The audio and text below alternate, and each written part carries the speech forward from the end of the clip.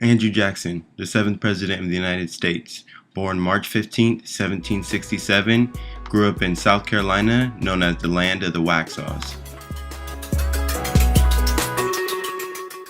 Jackson was one of 8 others not to attend college. Here is his first lady, Rachel Jackson, and what most people don't know is that this was her second marriage. Jackson once said he liked to spice his relationship up, but only at the expense of a horseback. Here we have Martin Van Buren, born in New York City in 1782.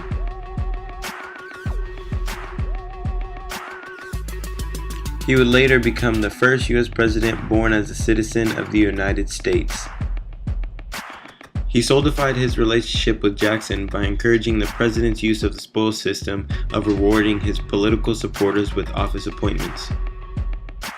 In 1835, Jackson tried to reduce the federal debt and became the only president in U.S. history to completely pay off the national debt. However, this achievement was shortly followed by the Panic of 1837 through 1844. Jackson was a leading advocate of Indian removal. This was a policy which would relocate Native Americans west of the Mississippi River, and it was signed into law in 1830. Sadly, Old Hickory died June 8, 1845. R.I.P. R.I.P. Yeah, R.I.P. Yeah, R.I.P.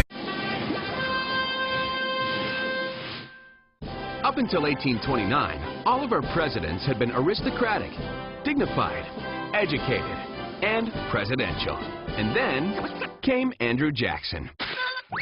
Andrew Jackson represented America's common man.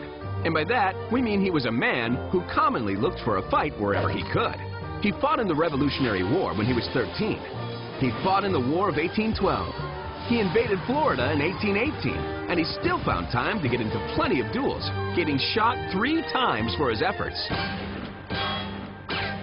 Is that all you got? Thomas Jefferson said, I feel much alarmed at the prospect of seeing General Jackson president. He is one of the most unfit men I know for such a place. But many Americans thought a common man like Jackson would best represent their wishes for America's future. The election of 1828 was a rematch between Fancy Pants John Quincy Adams and regular guy Jackson. And things got ugly fast. Adams called Jackson A barbarian who could hardly spell his own name. Jackson replied, It is a damn poor mind indeed, which can't think of at least 2 ways to spell any word. Apparently